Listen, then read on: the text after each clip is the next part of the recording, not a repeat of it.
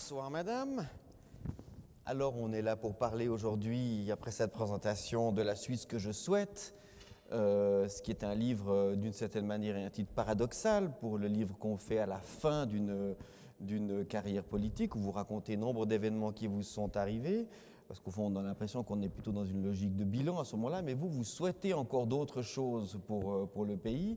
Alors expliquez-nous pourquoi vous avez cru ou voulu ce livre et quelle est sa nécessité dans votre parcours politique aujourd'hui.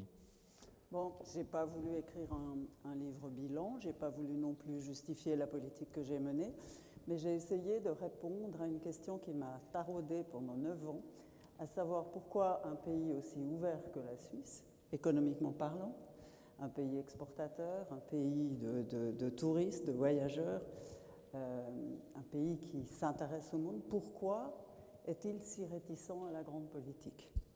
Pourquoi on se ferme dès qu'il s'agit de parler politique? Et c'est une question c'est un paradoxe. C'est un paradoxe et j'ai essayé de comprendre pourquoi ce paradoxe était là.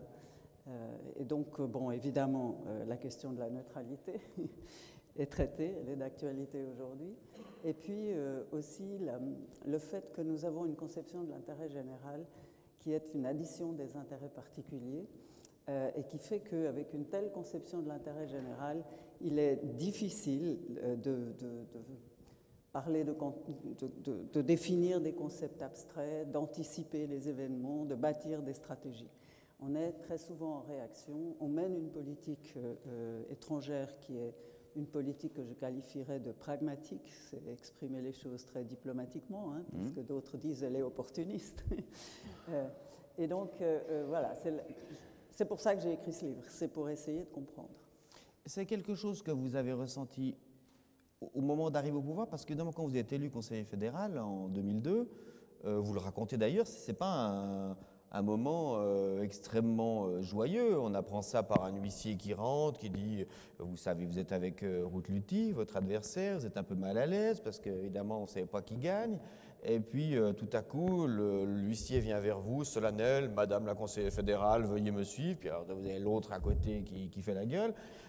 Et vous ne savez pas du tout, évidemment, quel département vous allez prendre.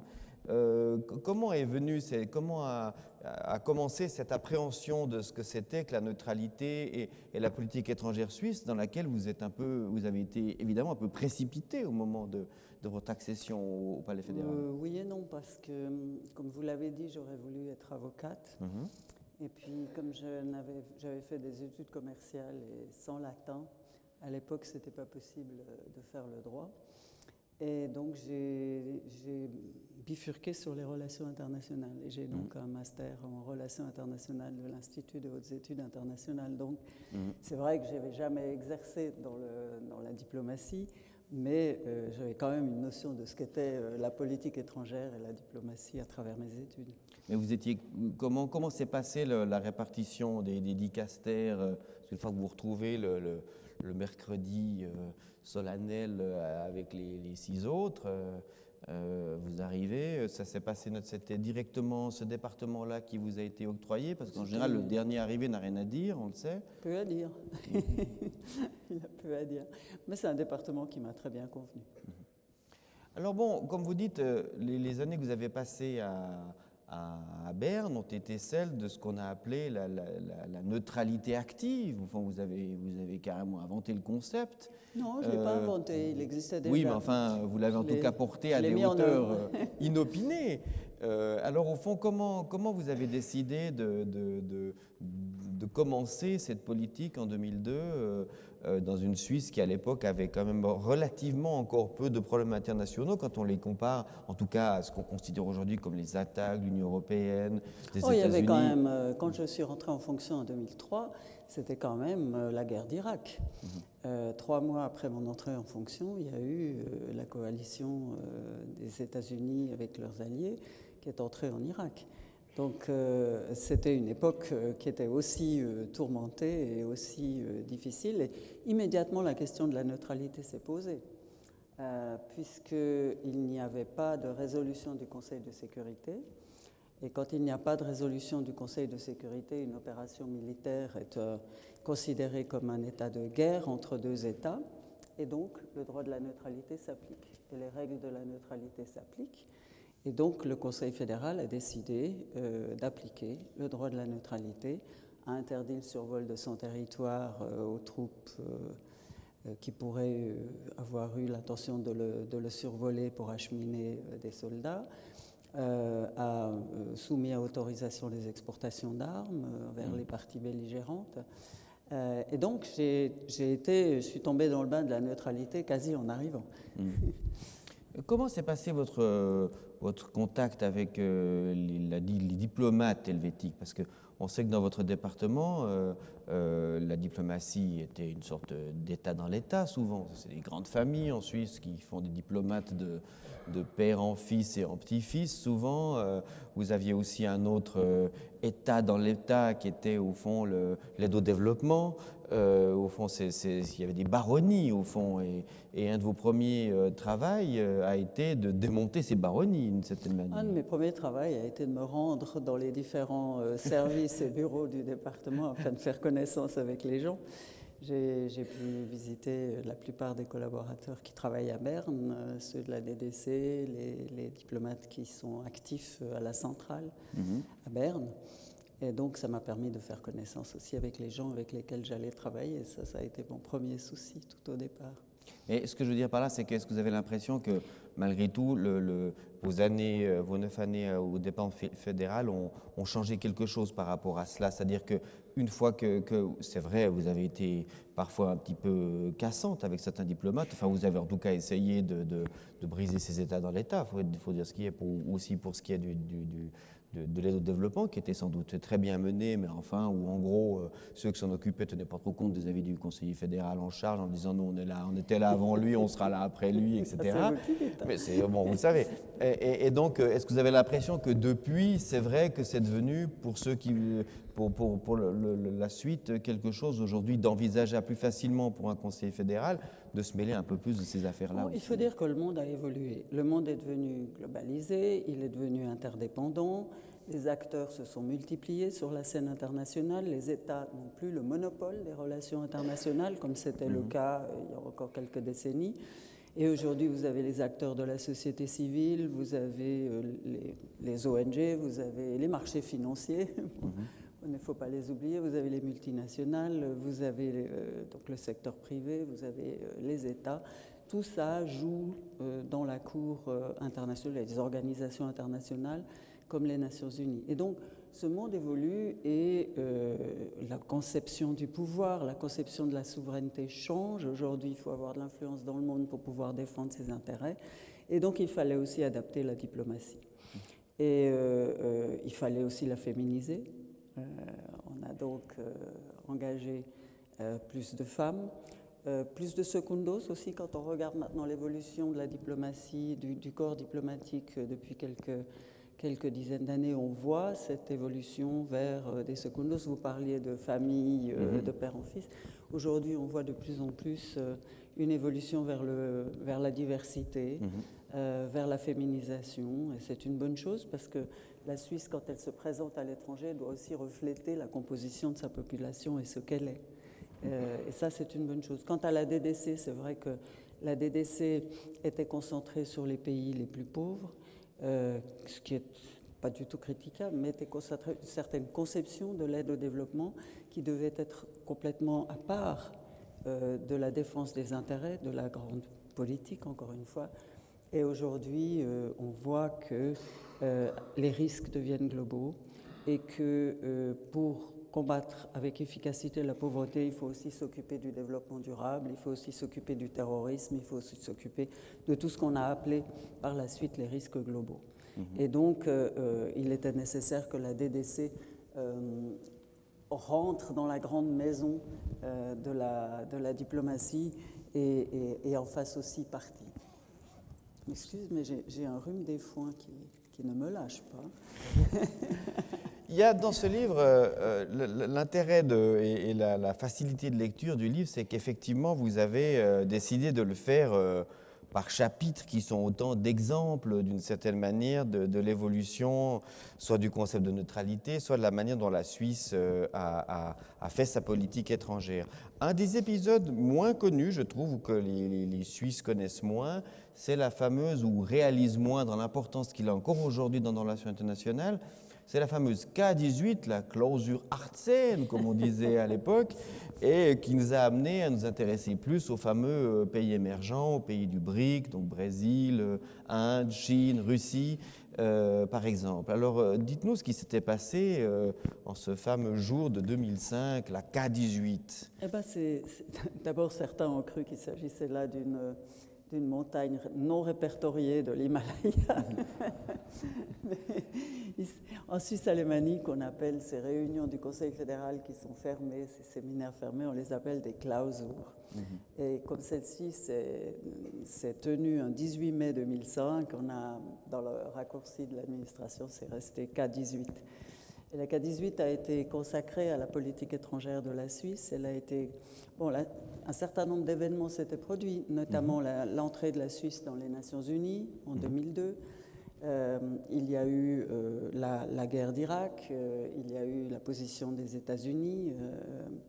Et par conséquent, il s'agissait, si vous voulez, d'adapter la politique étrangère suisse, de la rediscuter au Conseil fédéral. C'est la compétence du Conseil fédéral que la politique étrangère, que de décider de ses orientations. Et le département fédéral des affaires étrangères a fait des propositions. Il y avait aussi, d'ailleurs, les difficultés avec la politique européenne qui commençait avec les bilatérales. Je me souviens, la Suisse était demandeuse pour Schengen. Et je me souviens d'avoir parlé avec un commissaire européen qui s'appelait Patton, et qui était commissaire aux affaires étrangères. Je lui disais, nous voulons négocier Schengen. Et lui disait non. Moi, je disais oui. Et il disait, si vous voulez négocier Schengen, vous n'avez qu'à rentrer dans l'Union européenne. Donc, Déjà, oui. Vous voyez. Et donc, c'est ces difficultés-là qui ont aussi fait que, tout d'un coup, on s'est senti le besoin. Et puis, il y avait les évolutions économiques. Les entreprises suisses se développaient à l'Est, vers la Chine, vers l'Est, vers l'Asie. Et donc, il y avait un besoin de reparler de politique étrangère et de mettre un certain nombre de choses au point, notamment concernant le multilatéralisme, concernant les partenariats privilégiés avec les grands pays émergents, qu'on a appelés les BRICS, Brésil, Russie, etc. Les États-Unis, d'ailleurs, pas seulement les pays émergents, mais les grands partenaires comme les États-Unis. Et on a fait par la suite des traités, des accords avec ces partenaires privilégiés qui ont conduit à ce que des relations institutionnalisées, plus institutionnalisées par rapport à ce qu'elles existaient jusque-là, ont pu être mis en place avec ces pays, et ce qui explique d'ailleurs l'excellence des relations avec la Russie depuis là. Mais est-ce que vous n'avez pas l'impression, c'est facile à dire maintenant, qu'il y a eu le 9 février, mais qu'on est en train d'avoir d'être à bout touchant avec un accord avec la Russie, on a eu un accord avec la dictature chinoise qui a été beaucoup louée par Uli Maurer, qui a dit oublions ce Tiananmen, ça n'a pas d'importance, etc. Donc on a pu avancer dans ce multilatéralisme des BRICS. Et le 9 février, on a dit oui, mais justement, c'est d'avancer là-dessus qui nous a parfois fait un peu oublier, en tout cas peut-être à la population, que l'essentiel de notre commerce se fait quand même avec l'Union européenne. D'où le fait qu'on a l'impression à commencer par les étudiants, parfois, ils ne sont pas tellement allés voter le 9 février pour empêcher cette catastrophe. On n'a vraiment pas oublié l'Union européenne. Si je me souviens vraiment de mon temps de fonction, je crois que j'ai mené 5 campagnes en faveur des bilatérales, libre circulation des personnes, le milliard de cohésion, Schengen, Dublin, tout ça a passé en votation populaire. Et moi, j'ai plutôt l'impression d'avoir passé beaucoup de temps à mener campagne dans toute la Suisse en faveur des bilatérales. Donc on n'a pas oublié la politique européenne. Elle ne se laisse pas oublier. La Suisse est géostratégiquement située au cœur de l'Europe, entourée par des pays membres de l'Union européenne. Donc, et comme vous le dites, c'est notre premier partenaire commercial, même pas l'Union européenne, le Bade-Württemberg. Et donc, on est vraiment très interconnecté avec l'Europe et on peut pas oublier l'Union européenne. Non, ça c'est un faux procès d'attention.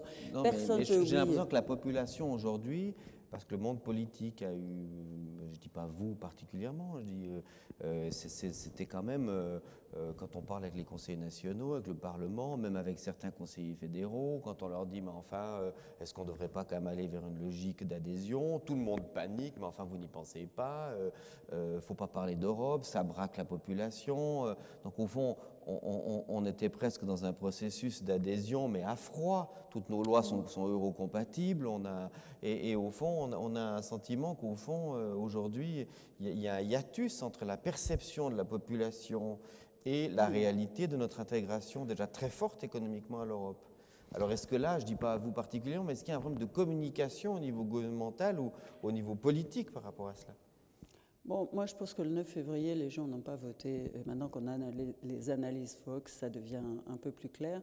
Les gens n'ont pas voté pour ou contre l'Europe, ils ont avant tout voté contre l'immigration de masse. D'ailleurs, le titre de l'initiative, c'était « Initiative contre l'immigration de masse ». Et puis ils ont pris en compte les dégâts collatéraux, quoi, je veux dire. Précisément, ils n'en ont pas tenu compte. Ils en ont peu tenu compte. Ouais, C'était en deuxième ou troisième ou quatrième position, j'en sais rien. Mais toujours est-il, c'est vrai, c'est l'immigration. Et je pense qu'il y a deux questions, pour moi, qui constituent un frein à la politique d'ouverture, que ce soit à l'égard de l'Europe ou que ce soit à l'égard d'une politique universelle. Il y a la migration. Effectivement, les peurs qui sont liées à la migration font qu'on a la tentation de se replier sur soi-même et que la migration agit comme un frein. On le voit avec le vote du 9 février. L'autre question, c'est la question agricole qui agite. C'est devenu une question de destin. Et là aussi, c'est une question qui est délicate par rapport à des volontés d'ouverture. On le voit avec le round de Doha. On l'a vu. Donc, la migration, c'est un cas particulier parce que est très difficile à régler au niveau. C'est un de ces risques. Je ne devrais pas l'appeler comme ça, risques globaux, parce qu'en réalité, on le conçoit le plus souvent comme une menace, alors qu'on sait pertinemment que ce n'est pas une menace. Mais c'est quelque chose qu'on doit gérer au niveau régional, voire international. On est partagé entre, d'une part, il y a ceux qui pensent que, comme ces gens sont pauvres et qui veulent venir chez nous pour trouver du travail, parce qu'ils n'ont pas de travail chez eux ou ils n'ont pas à manger. Donc le Nord est riche et ils veulent venir chez nous. Et il y a des catégories de gens qui pensent qu'il faut les laisser rentrer. Ils ont mauvaise conscience par rapport à ça. On est riche, ils disent il faut les laisser rentrer. Et puis d'un autre côté, vous avez ceux qui pensent qu'un pays, c'est comme une grande famille et qu'on a la possibilité de décider nous-mêmes, de gérer nous-mêmes, qui va rentrer dans cette famille et qui ne va pas rentrer. Donc là, vous faites face à des gens qui ont peur de la différence et qui se battent sur des questions d'identité. Et donc, il y a une tension entre les deux. Il y a une tension entre les deux. Ça génère des discussions, ça génère... mais je ne pense pas qu'un pays puisse seul gérer ce problème. Et on voit même au niveau de l'Union européenne, c'est problématique au niveau régional. C'est un problème qui se pose au niveau global et il faudra bien qu'on trouve des solutions à cette problématique-là. Il y a un de vos chapitres qui s'appelle « La neutralité, virgule, une illusion » pour une interrogation. Vous en pensez quoi aujourd'hui? Vous avez l'impression que c'est un concept encore décisif de notre position dans le monde, ou bien, malgré tout, on est quand même enjoint de plus en plus de prendre des positions, ou en tout cas d'afficher une vague préférence? Comment vous voyez le moi, concept? je trouve que la neutralité, c'est un atout. Un atout, j'ai toujours considéré la neutralité comme un atout dans la politique suisse, dans la mesure où, dans le monde, elle nous permet d'apparaître comme un pays qui pose ses jugements sur la base du droit international. Quand on juge sur la base des règles de droit international ou prend des positions sur la base du droit international, on ne prend pas parti contre l'un ou pour l'autre, on prend parti pour le droit. Et dans ce sens-là, on est impartial. Et donc la neutralité tend de plus en plus, la politique de neutralité, bon, les règles de neutralité sont fixes, nous interdisent en réalité peu de choses. Elles nous interdisent de participer à un combat entre États, à une guerre. de laisser notre territoire être utilisé pour des partis ou de faire partie d'alliances qui pourraient nous conduire à prendre parti dans une guerre. Ça, c'est le droit de la neutralité. Mais la politique de neutralité ne nous interdit rien du tout. Elle ne nous interdit rien, mais elle demande que nous soyons un pays qui soit crédible avec sa neutralité si nous voulons la mettre en avant comme un atout. Et moi, j'ai toujours considéré que c'était un atout. Mais en même temps, la neutralité ne signifie pas indifférence, ne signifie pas l'indifférence par rapport aux choses qui se passent dans le monde. Regardez maintenant ce qui se passe en Ukraine. J'ai entendu M. Burkhalter dire, notre ministre des Affaires étrangères, dire ce qui s'est passé en Crimée est illégal. Et en disant cela, il se fonde sur le droit international. Il dénonce les violations du droit international. Et ça, c'est pas être partisan. C'est rester neutre. Vous pouvez rester neutre en disant... En disant le droit. En disant le droit. Le droit, c'est quelque chose qu'on a tous contribué dans la communauté internationale, le droit international public, à mettre en place. Et donc, je trouve la neutralité dans le monde d'aujourd'hui, où on a besoin de trouver sa place, où on a besoin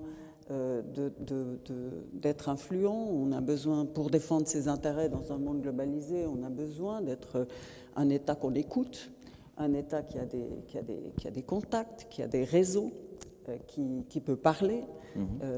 Et donc, pour cela, il faut aussi développer une diplomatie qui a ses spécificités. Je dirais pas jusqu'à dire une diplomatie de niche, mais oui, pour un pays comme la Suisse. Et une diplomatie qui vise à la résolution pacifique des conflits, qui vise à baser ses positions sur des règles claires. Et moi, je trouve que c'est un atout. Ce que je dis, c'est que cette neutralité active a créé parfois des polémiques, a été l'objet de contestations, parce que rester à distance des grandes puissances, c'est pas toujours évident. Hein. Vous pouvez avoir des pressions, vous pouvez avoir des tensions dans les relations.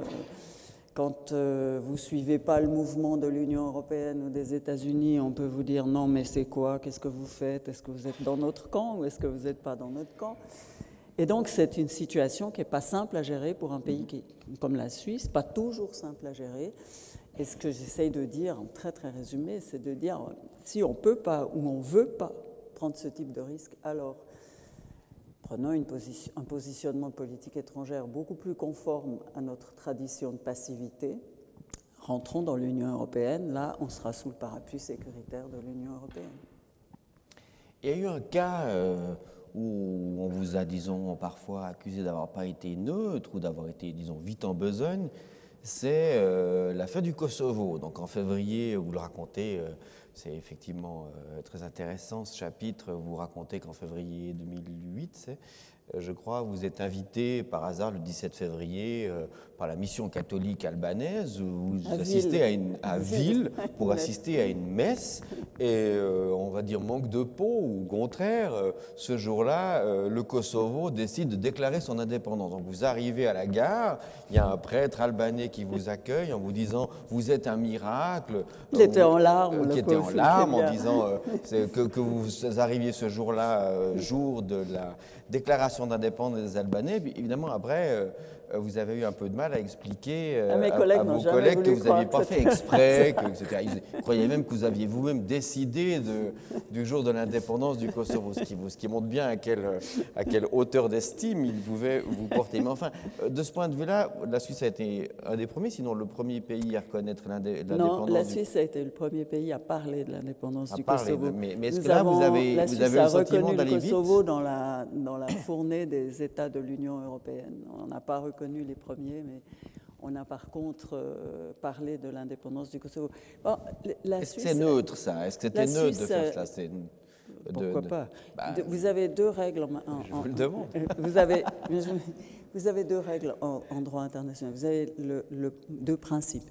Vous avez le principe du respect de l'intégrité territoriale d'un État.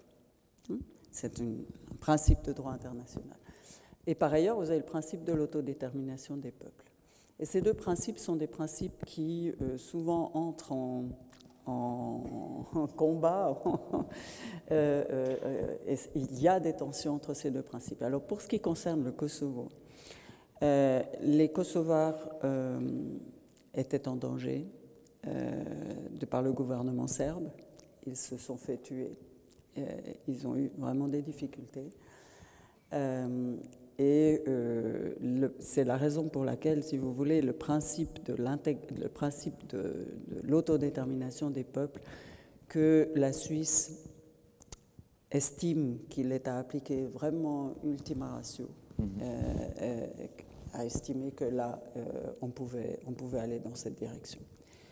Et donc, notre chef de mission à New York s'est expliqué devant le Conseil de sécurité, il a expliqué la position de la Suisse, et alors j'ai été interpellée par des parlementaires à Berne qui disaient « Mais qu'est-ce qu'il a fait, votre chef de mission? Il a bu ?» La Suisse a près de 200 000 personnes originaires du Kosovo qui vivent ici.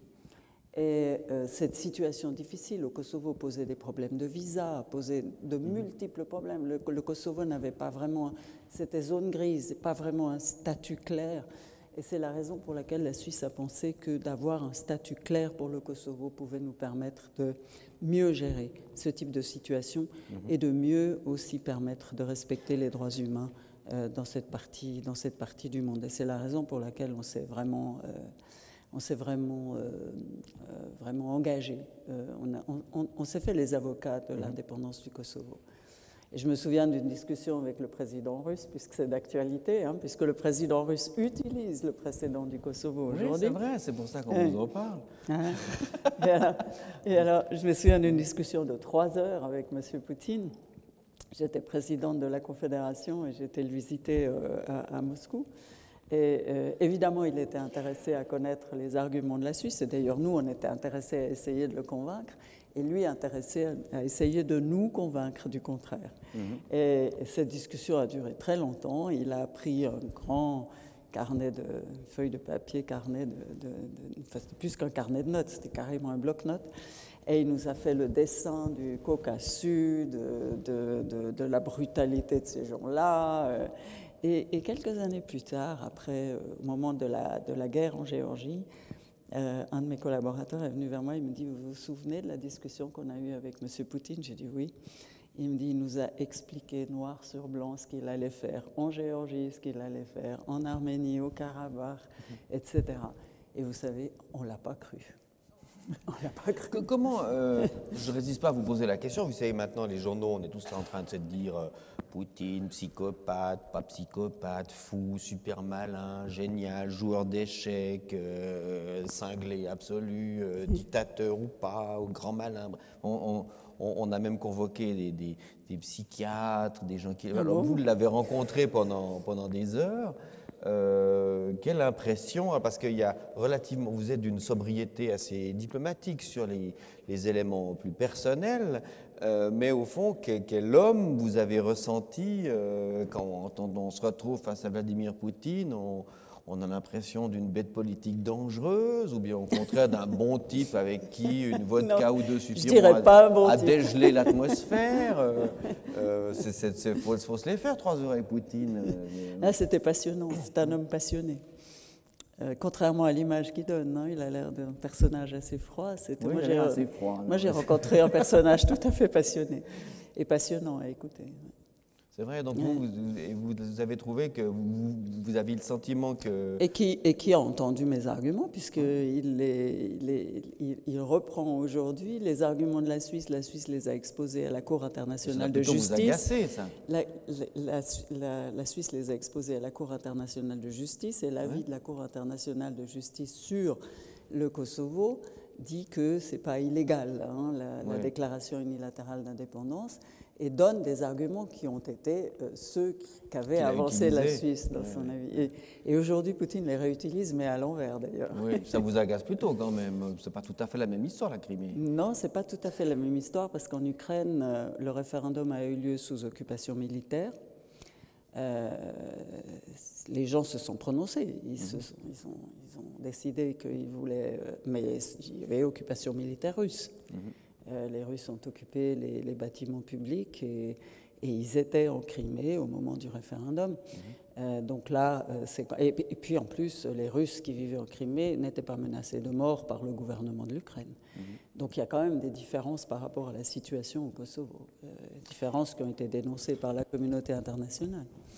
Autre histoire fameuse, je suis désolé de passer d'un pays à l'autre, mais ça, c'est le drame de ce genre de livre qui est bourré d'anecdotes assez savoureuses sur comment ça se passe, au fond, concrètement. Il y a l'affaire libyenne.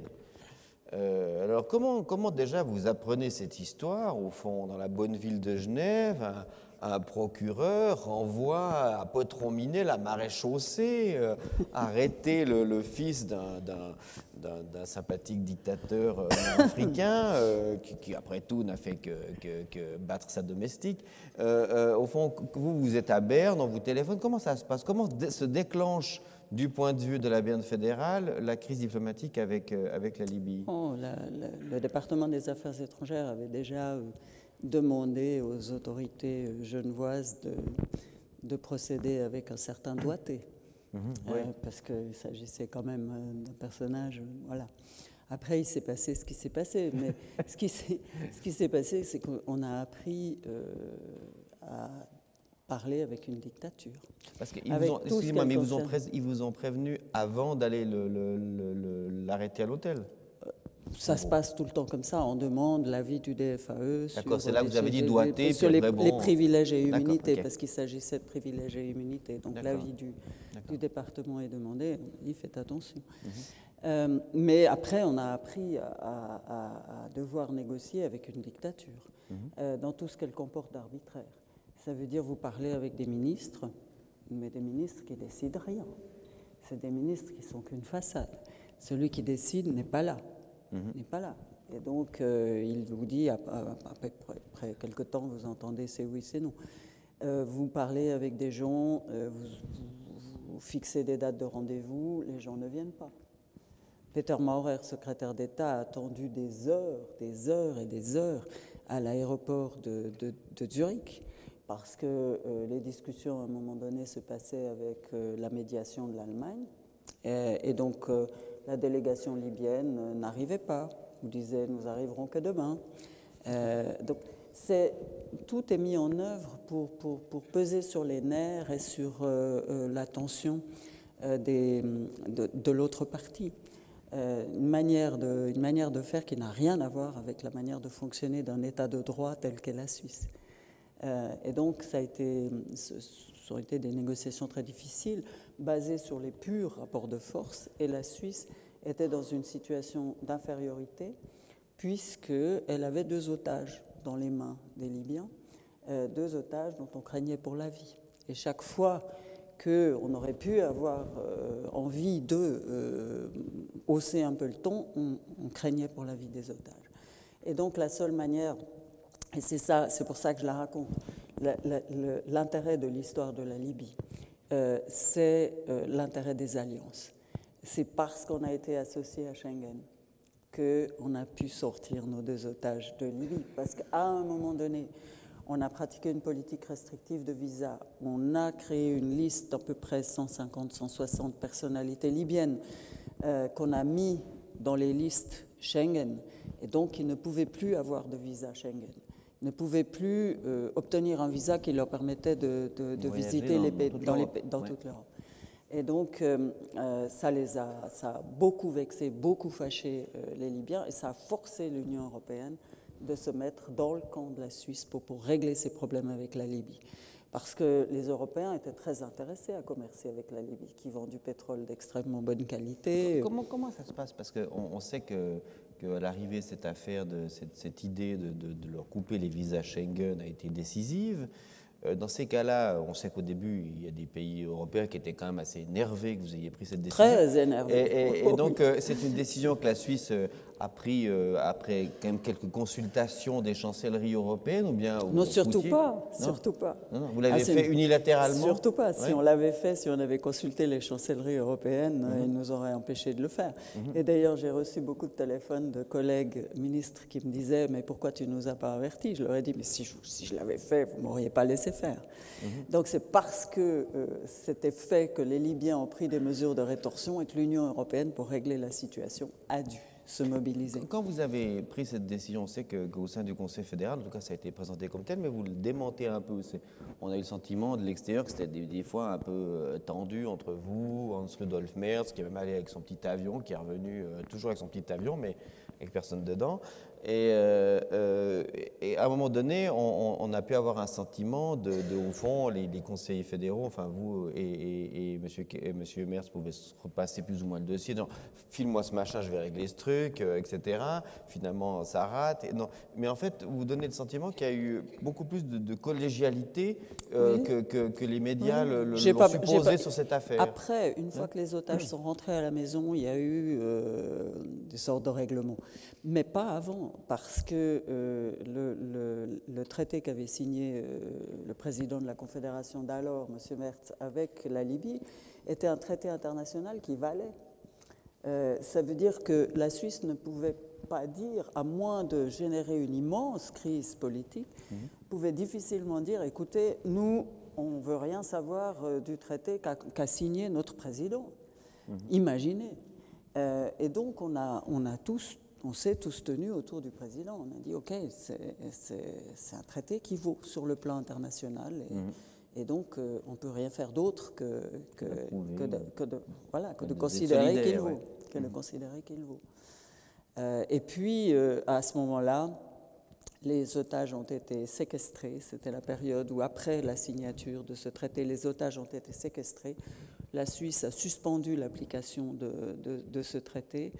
Et puis, c'est là que, alors finalement, on s'est dit, bon, puisque les organisations internationales ne nous servent pas dans ce cas-là, les otages sont séquestrés, il n'y a rien à faire dans les discussions et les négociations avec cette dictature, alors on va changer les rapports de force. Et c'est là qu'on a appliqué cette politique de visa Schengen, qui a conduit à une vraie politique de rapport de force. Et c'est là que vous voyez que... Donc on a réussi parce qu'il y avait une alliance, mais c'est là que vous voyez que la Suisse, dans le monde, sans alliance, c'est vraiment difficile. Parce que dans les rapports de force, on n'est pas du côté des plus forts. On n'est pas une grande puissance. C'est un peu tordu parce que là, c'était une alliance, mais enfin, vous les avez un peu forcés la main. Oui, mais bon, alliance quand même. Rien ne se fait par amour, vous savez. Chacun défend ses intérêts. Donc dans l'affaire de Crimée ou dans les tensions avec les Russes, au fond, on a vu qu'on a des fois des choses qui sont un peu cousines.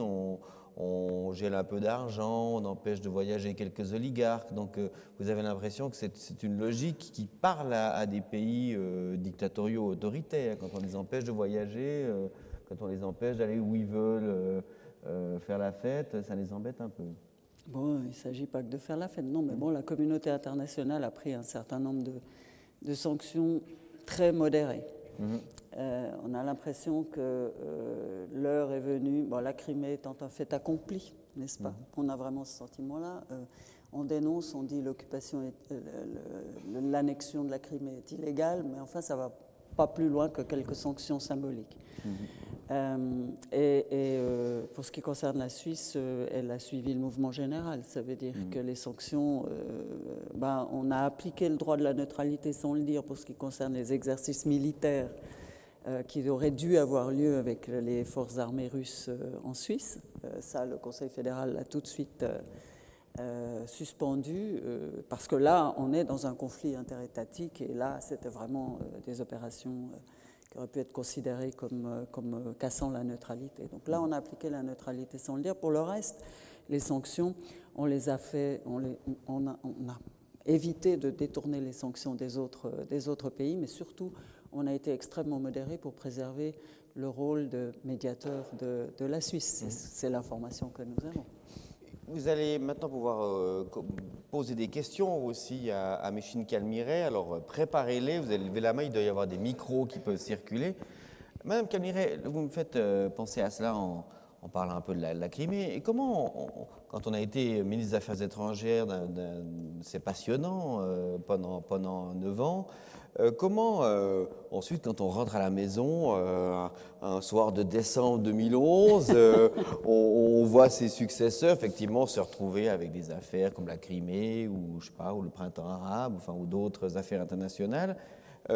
Comment ça se passe le moment où on doit, au fond, arrêter de fonctionner comme le ministre des Affaires étrangères, de se dire, mais enfin, qu'est-ce qu'ils foutent? J'aurais pas fait comme ça, j'aurais pas dit ça, j'aurais communiqué comme ça. Est-ce que je prends mon téléphone pour lui dire à ce bourg-calter qu'il faudrait quand même dire autre chose? Je sais pas. Vous voyez, est-ce qu'il y a un moment comme ça où on doit se débarrasser de la fonction? Et comment ça se passe? Je n'ai pas joué à la vieille tante qui donne des conseils. Non, je sais bien, mais enfin, je pense qu'on ne peut pas s'empêcher des fois, devant le téléjournal, de s'énerver en disant comment ça se passe? Non, je ne m'énerve pas parce que la politique qui est suivie à l'heure actuelle, c'est dans la droite ligne de la politique que j'ai eu le plaisir de mener pendant 9 ans. Moi, j'ai voulu quitter le Conseil fédéral pour avoir la chance de faire autre chose. Et j'ai la chance aujourd'hui d'être à l'université. J'ai la chance de rencontrer des gens formidables, de pouvoir échanger avec des étudiants. C'est passionnant et c'est un autre monde. Et donc, voilà, je suis pleinement investie dans ce monde-là, dans le monde de l'université, dans le monde intellectuel. J'essaye d'être à la hauteur. Est-ce que parfois, il peut arriver qu'un des ministres actuel, je ne vous demande pas de briser des secrets, mais vous téléphone pour vous demander... J'ai quelques contacts, il y en a qui viennent dans mon séminaire d'ailleurs, voir les étudiants, oui, parce qu'il y en a avec qui on a vraiment travaillé pendant des années, et donc c'est vrai que c'est des contacts qui demeurent. Oui, ou ne serait-ce que pour se tenir au courant de dossiers que vous teniez à l'époque, en disant mais comment ça s'est passé telle histoire, ils ne vous appellent pas pour vous passer peu, ça se fait assez peu. Non, mais j'en rencontre quelques-uns. On parle d'autres choses, mais on parle aussi des dossiers en cours, oui. D'accord. Je ne sais pas si quelqu'un a déjà saisi l'occasion de lever la main. Là, il y a déjà une question au premier rang, là, monsieur. Alors, attendez, on vous apporte un micro. Bonsoir. Bonsoir. Johnson, merci pour votre présence. J'ai une question sur la... Je vais commencer peut-être par la neutralité pour... à finir par une question européenne. La neutralité, effectivement, c'est une politique qui permet d'avoir une marge de manœuvre. Dans la diplomatie, on peut discuter avec tout le monde parce qu'on est neutre, d'accord? Et puis, c'est bien peut-être quelque part de ne pas appartenir à l'Europe parce que dans des cas comme la Libye, il fallait peut-être décider, discuter avec tout le monde. Est-ce que vous êtes d'accord? On va intervenir de telle façon ou de telle autre. Et puis, il y a 28 personnes à décider, chacun donne son avis. Après, ça fait des décisions interminables, alors qu'il faut être pragmatique et prendre des décisions. Donc, notre neutralité et votre politique a été beaucoup plus, disons, efficace, malgré les critiques après des gens. Il y aura des gens toujours pour critiquer. Alors, pour en venir à la question avec l'Europe, personnellement, c'est un avis très personnel. Personnellement, bien sûr, je me répète, je suis contre l'adhésion à l'Europe parce que ça va nous empêcher d'avoir cette manœuvre, cette liberté d'action dans tous les domaines.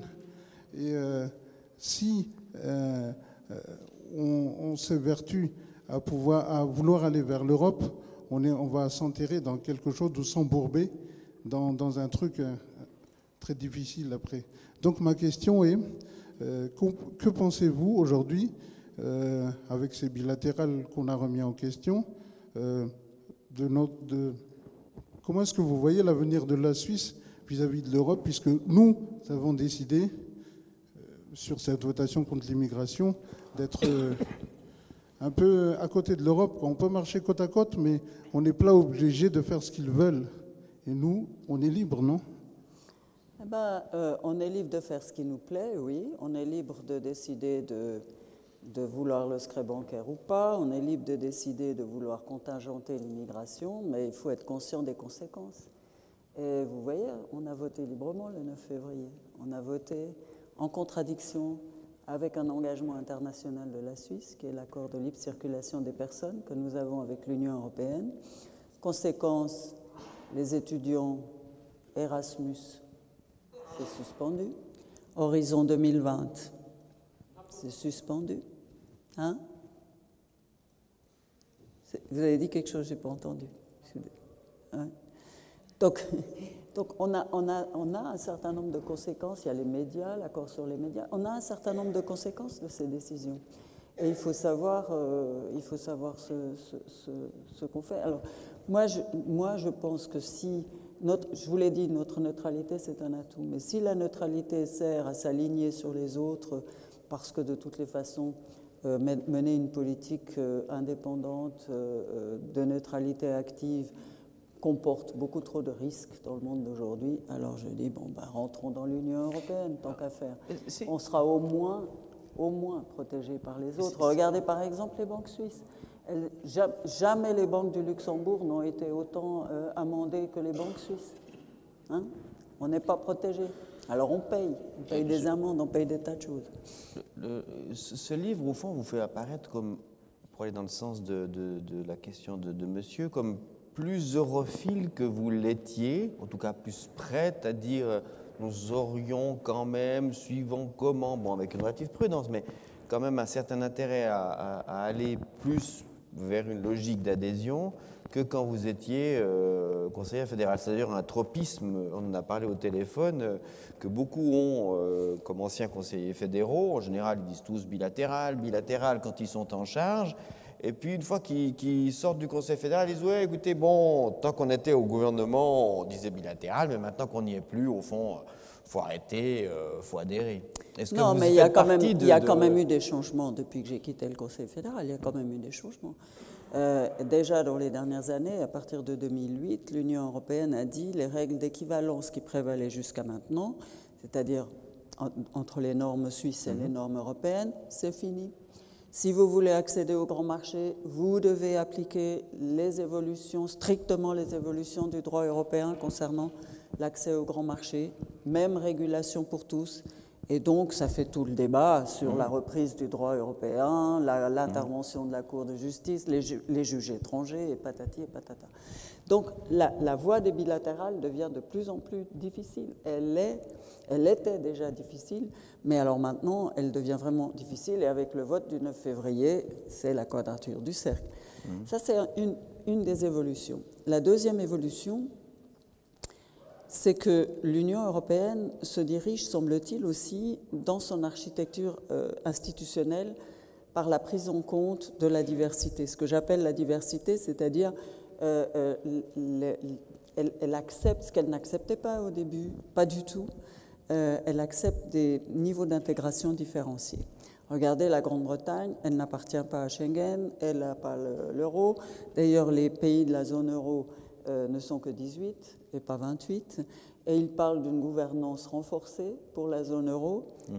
Donc, on est de fait dans une intégration différenciée.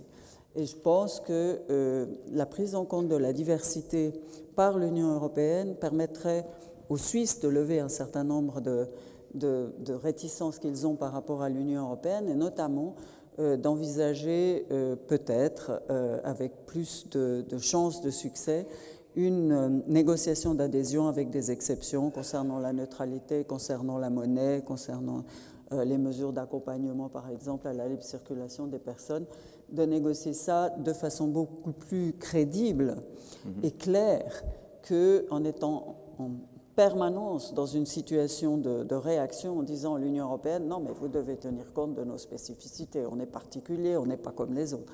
Je crois que ce que l'Union européenne attend de nous, c'est que nous ayons un vrai projet politique, que nous sachions l'expliquer et que nous sachions le défendre. Et pas forcément, encore une fois, moi je ne souhaiterais pas que je vois le destin de la Suisse dans le futur dans l'Union européenne. Je pense qu'on ne peut pas échapper à notre destin européen.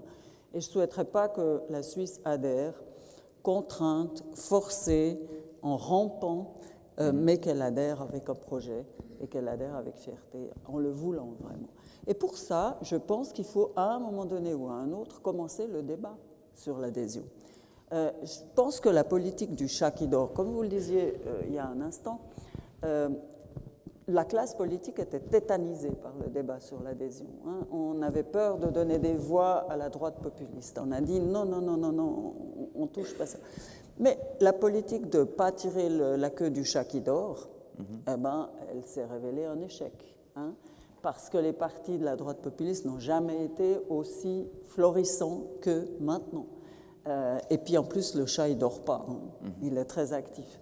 Donc, je crois qu'à un moment donné, il faut vraiment commencer à mener le débat, sur le débat européen. Et d'ailleurs, je profite de dire que la presse a quand même une certaine importance dans le fait de mener ou non ce débat-là.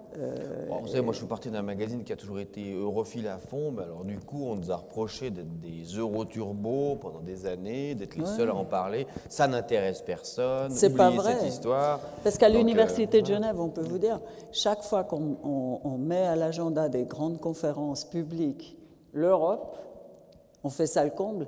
Et M. Barroso disait une fois dans une de ses conférences, mais il n'y a qu'en Suisse où je fais ça le comble.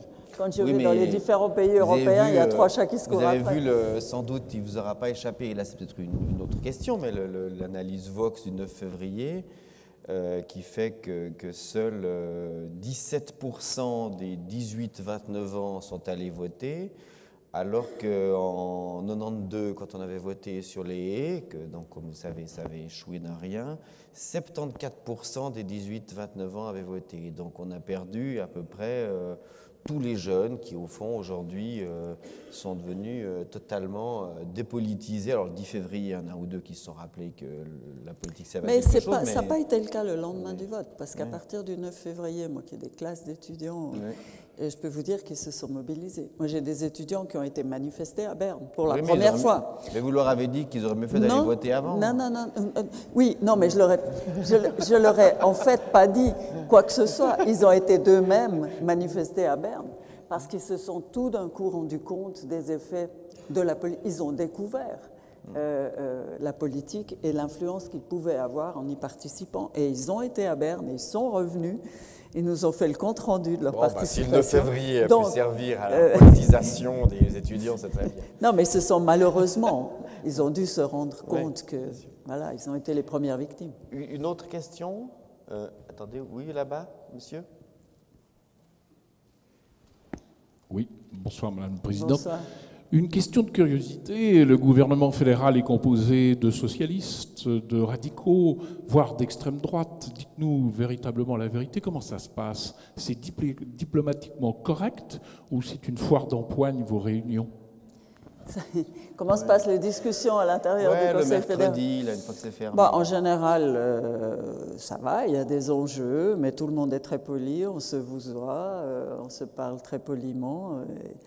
Et on essaye de traiter un nombre d'affaires absolument faramineux en un laps de temps. Le Conseil fédéral est un organe extrêmement efficace.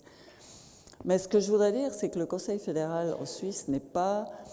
La Suisse n'a pas une conception très forte du pouvoir. C'est un organisme collégial. Chacun décide ensemble de tous les objets qui lui sont soumis. On en parle souvent avant ou après des consultations, en tenant compte de ce qui se passe un peu en Suisse. Les conseillers fédéraux ne sont pas très éloignés de la population suisse, au contraire. Ils sont beaucoup plus proches que la plupart des gouvernements qui nous entourent. Et je trouve que le Conseil fédéral est un organisme relativement efficace. Oui, mais bon, attendez, moi je vais aller dans le sens de cette question. Vous avez été 9 ans au Conseil fédéral, vous y avez croisé des garçons parfois un peu sanguins comme Pascal Couchepin ou Christophe Blocher. Pas le moindre clash en 9 ans. Tout le monde, Madame la conseillère fédérale, Monsieur le conseiller fédéral. Oh non, on ne se tire pas les cheveux. Non, mais enfin, il y a bien une ou deux fois où les assiettes ont volé. Il n'y a pas d'assiette. Il n'y a pas d'assiette. Non, ça reste très courtois, mais parfois c'est sanglant, oui. Une question, il y en a plusieurs là, le monsieur là-bas, puis après on reviendra chez vous. Bonjour Madame la Présidente, Bonjour. C'est un honneur de vous voir aujourd'hui. En fait, j'avais deux sujets différents. L'un qui est la continuité de ce qu'on disait tout à l'heure. Je dois dire que je suis resté sur une petite frustration évidemment après le 9 février, non pas à cause du résultat, mais j'ai l'impression qu'on n'a pas mis le camp qui était contre le référendum. On n'a pas mis toutes les chances de nos côtés, surtout les partis politiques. J'ai l'impression qu'il y a eu une sous-estimation de la réaction du peuple. Vous vous souvenez, il y a eu un documentaire sur l'affaire libyenne à la RTS qui était passé il y a quelques semaines. je vous félicite énormément pour votre courage, mais je pense qu'on se rendait compte à quel point également un élément qui n'a jamais été évoqué, ce sont les alliances. L'intérêt de la Suisse avec le monde qui l'entoure. Et une partie de ma frustration était le fait que peut-être un documentaire comme celui-là, s'il était passé avant, aurait sensibilisé une partie du monde. Peut-être, oui. Il y a plusieurs personnes qui me l'ont dit d'ailleurs. Que si ce documentaire avait passé avant, on aurait peut-être pu... Mais en fait, vous savez, je crois qu'il faut être clair, le vote du 9 février était un vote contre l'immigration.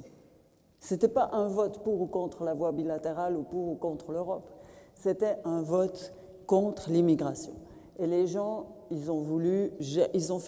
la majorité des Suisses ont fait partie de ceux qui pensent que on est chez nous, dans notre famille, et qu'on a le droit de décider qui vient pas. Et ils ont marqué leur volonté.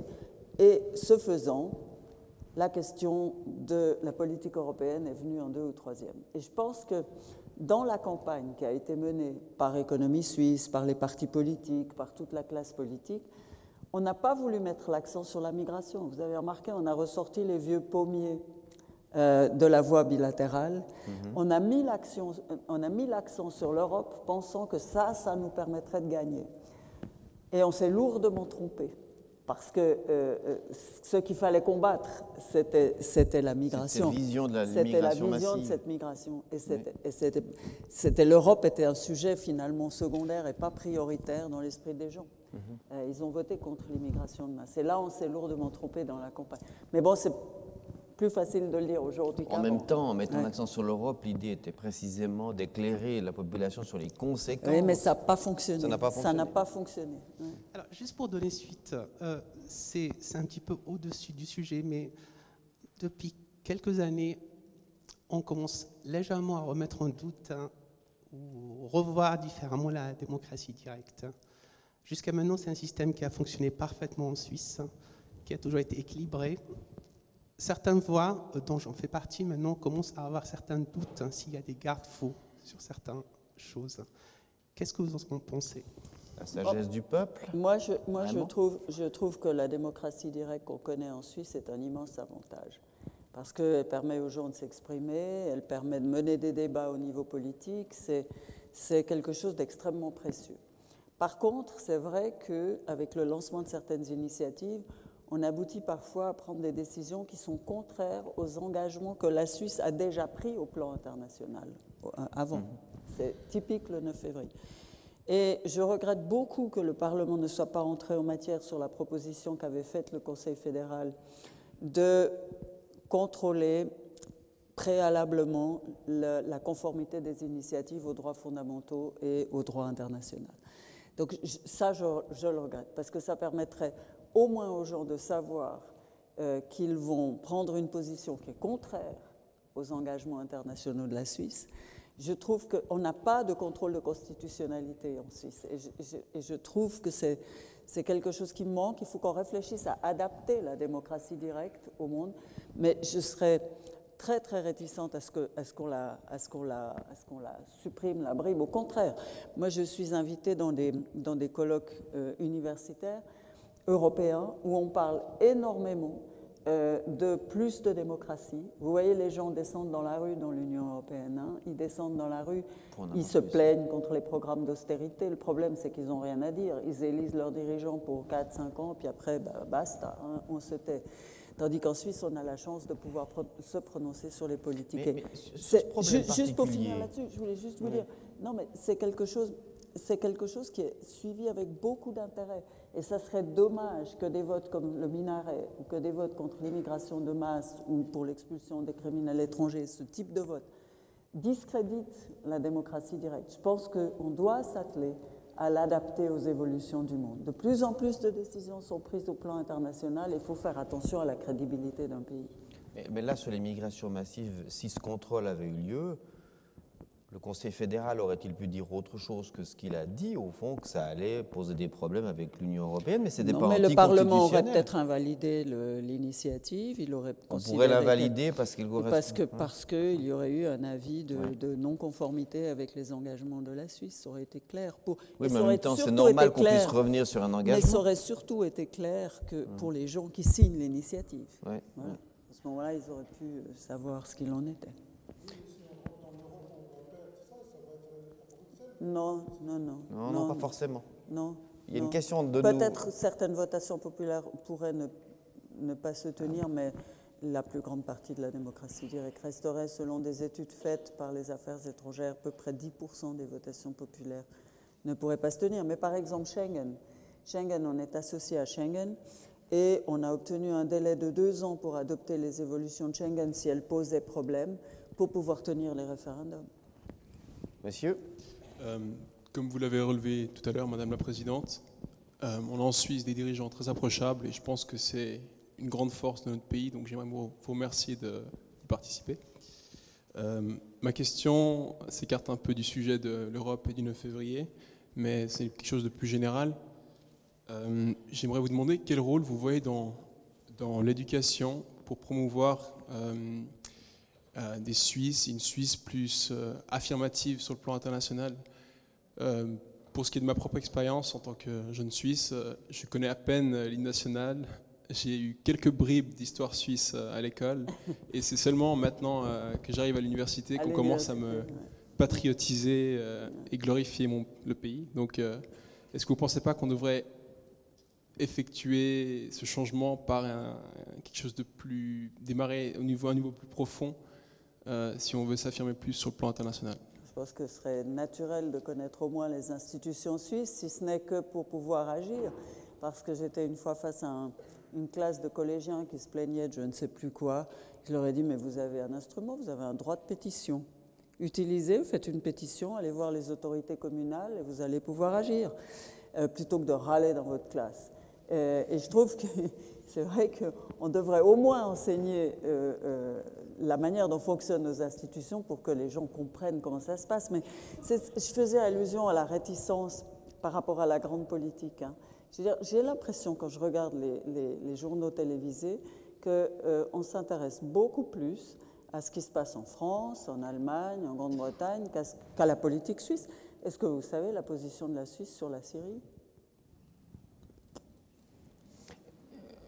J'ai une question pour aller dans le sens du... Vous connaissez certainement la position française, mais la position c'est beaucoup plus difficile. Concernant le patriotisme, est-ce que, parce que c'est une question qui a aussi été posée pendant votre mandat, vous avez été élu, si je me rappelle bien, vous étiez habillé exprès en rouge et blanc, il y a vos célèbres baskets à Croix Suisse à une époque, donc au fond... À une époque, ça c'est pas je m'étais cassé le genou. Vous les avez toujours, j'imagine. Non, ils sont au Landesmuseum. Ah d'accord, carrément. Vous voyez, comme quoi. Mais non, mais ça veut dire que c'est vrai qu'à un moment donné, est-ce que c'est pas aussi aux autres partis, parce qu'on cite toujours la droite populiste pour pas...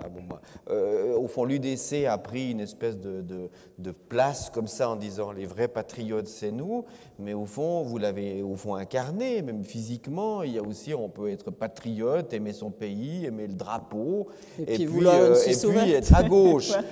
Donc, et de ce point de vue-là, est-ce qu'il n'y a pas quelque chose quand même pour aller dans le sens de la question de monsieur qui pourrait être fait, soit au niveau des partis ou de l'éducation? C'est vrai que revendiquer une part de patriotisme sans passer illico pour un patriotard, c'est parfois assez difficile en Suisse. Vous l'avez parfois, vous avez aussi été au Grütli quand oui, c'était cette un grand affaire. Succès. Oui. Voilà, et mais c'était difficile. C'est quand on voyage à l'étranger qu'on se rend compte de l'intérêt du système suisse et de ce qu'on représente pour les autres. Quand on reste en Suisse, on est en particulier à Genève, on est des râleurs et on trouve tout mal. Mais quand on voyage, on se dit, mais waouh, quelle image on a. Hein. Alors maintenant, avec la question du secret bancaire, je ne sais pas si elle n'est pas un peu écornée, probablement, mais je crois qu'on a encore un bon capital à faire valoir et c'est vrai qu'il faudra au moins le connaître. Et madame. Oui. Ah. Mais c'est madame, elle lève la main. Puis après monsieur. Attendez, le micro vole vers vous. Voilà. Madame la Présidente, c'est un tel privilège d'avoir le vote. Regardez tous ces Indiens qui font la chœur aujourd'hui. Pourquoi on ne pouvait pas installer quelque chose que si vous n'avez pas voté après 3 fois, vous devez suivre un cours. Pas payer une amende, mais suivre un cours. Et à Genève, on doit suivre un cours pour avoir un chien. Mais même pas de cours pour voter. C'est incroyable. Mais bon, vous savez, on a l'impression que les taux d'abstention sont importants, mais finalement, je crois que les gens se déplacent, enfin se déplacent plus aujourd'hui, hein, on vote par correspondance, mais je crois que les gens votent en fonction des sujets d'intérêt. Parce qu'on vote tellement souvent. Alors vous allez peut-être voter pour le procureur général, mais vous n'allez peut-être pas voter pour le Gripen. Ça vous intéresse peut-être pas, j'en sais rien. Vous allez voter pour le Gripen, mais pas pour le procureur général. Donc il y a une sorte de tournus dans les gens qui vont voter. Et en réalité, il y a des analyses qui ont été faites qui ont montré que finalement les Suisses vont beaucoup voter, si on tient compte du nombre de votations. C'est pas toujours les mêmes qui s'abstiennent. Mais ce n'est pas toujours les mêmes qui s'abstiennent. C'est en fonction des sujets. Oui, ça c'est vrai. Ouais. Ouais. Ben, il faut qu'ils fassent leur apprentissage aussi. Ouais. Là, ils l'ont fait durement. Hein. Monsieur? Bonsoir, Madame la Présidente. Bonsoir. Merci. Ma question, comme vous pouvez le deviner, c'est un rapport avec la migration, parce que je viens moi-même de pays du Sud, subsaharienne, le Congo. En rapport avec la migration, je vous ai entendu parler que les gens du Sud sont pauvres. Oui, mais les pays du Sud ne sont pas pauvres. Le cas du Congo, par exemple, le Congo soi-disant démocratique, disons-le comme ça parce qu'il n'y a pas de démocratie. Mais ce Couchepin, il y a une année, il a été au Congo, il a remarqué l'absence de l'État. L'État n'existait pas au Congo. C'était juste un constat qu'il a fait. Et moi, personnellement, parce qu'il faut parler à titre privé, j'ai l'impression que les chaos du Congo profitent à tout le monde, à l'Occident. Il s'agit d'un gâteau où tout le monde profite. Par rapport à la Suisse maintenant, la Suisse est neutre, oui, elle n'est ni chaude ni froide, elle est au milieu, mais il y a quand même de multinationales suisses au Congo. Donc j'ai l'impression que la Suisse profite aussi de ces gâteaux et j'aimerais avoir votre commentaire là-dessus. Alors au Congo, la Suisse est présente, oui, elle est présente. Elle est présente avec l'aide au développement. Elle est présente en particulier au Kivu, où les femmes se font violer. Ce sont devenus des instruments de guerre. Alors, profitez. La Suisse n'est pas une puissance coloniale. Elle ne l'a pas été. Mais c'est vrai qu'on a de nombreuses entreprises suisses. Les intérêts suisses sont nombreux en Afrique subsaharienne. De ce côté-là, vous avez raison. Quand vous faites une carte de l'Afrique et vous regardez où sont les intérêts suisses, on a toutes ces entreprises de trading, d'exploitation de mines qui sont présentes dans toute l'Afrique. Et on a beaucoup d'intérêts matériels en Afrique. À côté de ça, on a une aide publique au développement qui vise à améliorer les conditions des gens et qui est très active et qui, elle, se bat pour le respect des droits humains et pour la résolution des conflits. Oui, merci pour votre question, mais je peux encore rajouter, mais cette aide publique, quand vous la donnez, vous saviez que ça rentre dans les poches de tous ces dictateurs et ça ne profite pas au peuple. Oui, ben, oui. C'est vrai, et ça pose la question de l'efficacité de l'aide au développement, qui, pour ce qui concerne l'aide suisse, est toujours une aide qui est proche du terrain et proche des gens et qui essaye de ne pas passer par les gouvernements centraux, mais qui essaye de passer par les collectivités locales et d'être actif sur le terrain de façon à pouvoir être directement contribuer au bien-être des gens. Je me souviens d'un entretien en Afrique du Sud avec un think tank africain, vous savez, ces espèces de laboratoires d'idées, et moi je promouvais la défense de la décentralisation. Et un de ces personnes, un de ces intellectuels m'a regardé et m'a dit « Mais vous êtes vraiment une occidentale, on ne peut pas faire pire, quoi. » Il m'a dit « Avec votre décentralisation, parce qu'en Occident, chez vous, l'État, c'est un État qui protège, c'est un État qui répartit, c'est un État qui est juste. Chez nous, l'État, il vole, il tue. Et plus vous mettez de niveau d'État, plus vous empirez la situation des gens.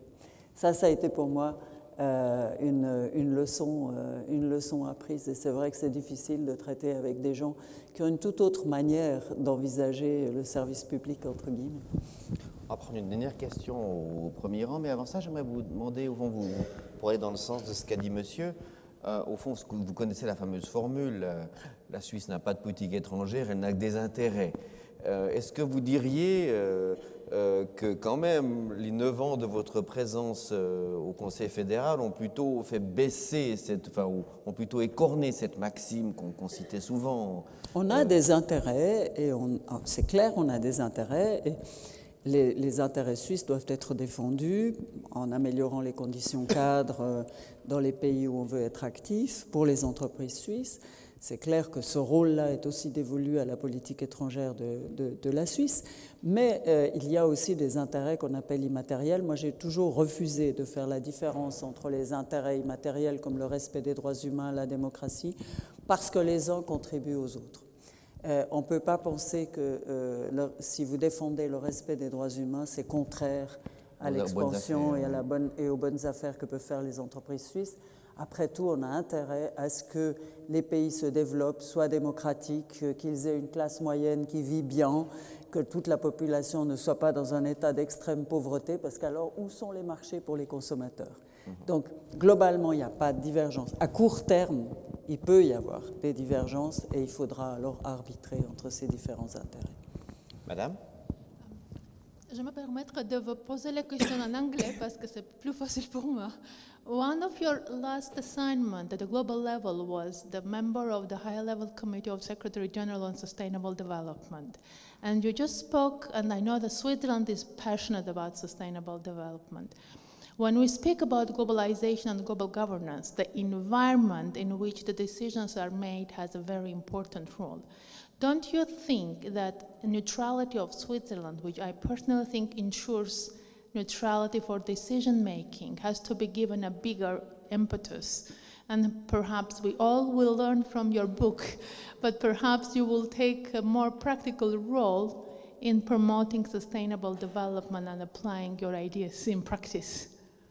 Je vais répondre en français pour tout le monde. La neutralité, ça signifie aussi une politique de dialogue, une politique de promotion de la paix, une politique de développement qui soit équitable, c'est-à-dire qui parle avec tout le monde, qui essaye de... Et dans ce sens-là, c'est vrai que la neutralité suisse s'applique aussi à ce que vous dites.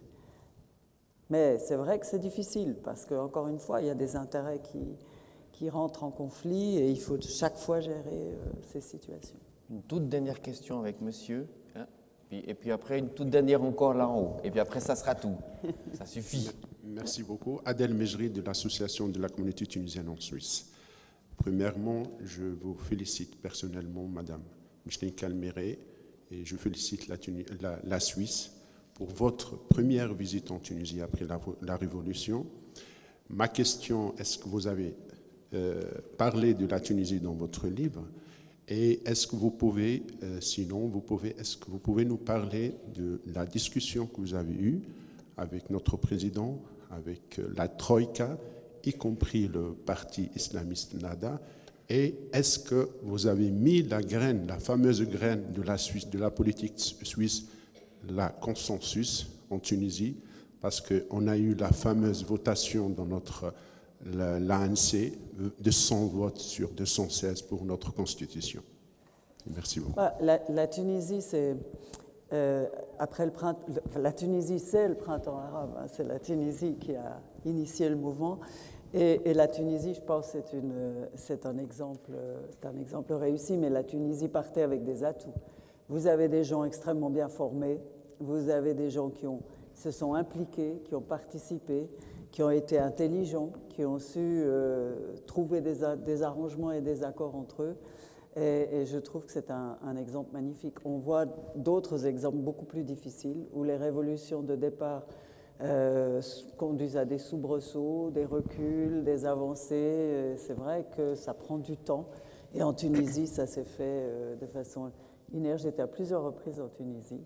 Hein. Merci. Alors, criez depuis là-haut parce qu'il n'y a pas de micro, donc je suis désolé, mais ça sera un cri du cœur.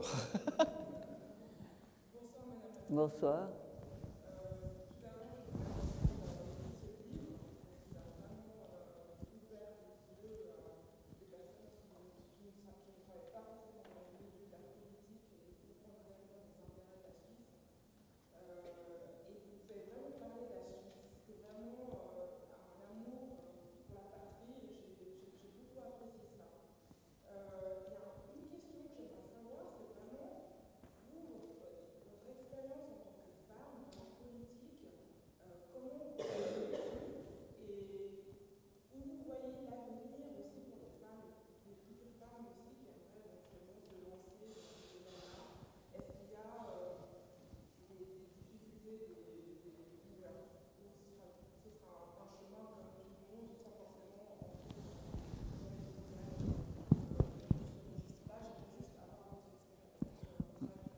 Bon, mon expérience, c'est que c'est plus difficile pour une femme que pour un homme. On vous prend moins spontanément au sérieux. Il faut faire plus ses preuves que pour un collègue masculin. Mais je crois que quelqu'un qui est vraiment sûr de son engagement, qui est volontaire, peut faire un chemin en politique, y compris d'ailleurs au département fédéral des affaires étrangères, puisque les femmes sont maintenant ambassadrices. Il y en a de plus en plus qui deviennent ambassadrices, qui représentent la Suisse à l'étranger, qui le font extrêmement bien. Avec leur sensibilité. C'est une façon différente, mais encore une fois, il faut avoir des hommes et des femmes pour arriver à représenter ce qu'on est vraiment. Et les femmes le font très très bien. Et vous resterez là, pour le moment en tout cas encore pour assez longtemps, la seule présidente de la Confédération d'un gouvernement suisse où il y avait une majorité de femmes. Oui, c'est vrai. Oui. Et d'ailleurs, on a très très bien fonctionné avec une majorité de femmes. C'est une belle conclusion. Madame la Présidente, je vous remercie beaucoup. Et j'ai encore deux choses à vous dire. Donc, Micheline Calmiret va rester encore quelques instants avec nous à l'extérieur de cette salle où une petite table, on a disposé ce livre et vous pouvez en faire l'acquisition, le faire signer, discuter encore un moment avec Madame Calmiret. Et puis pour ceux qui souhaiteraient encore prolonger, je tâcherai de poser du coup d'autres questions, on parlera de toute autre chose, mais la semaine prochaine, Madame Calmiret nous fait le plaisir et l'honneur de revenir à Lausanne cette fois, un peu à l'autre bout du lac, enfin dans l'arrière-pays, pour venir parler aussi de cela au Théâtre de Vidy la semaine prochaine. Donc si jamais certains veulent faire le voyage, c'est avec plaisir que nous les accueillerons. Merci. Merci Madame, c'était un plaisir. Merci à vous.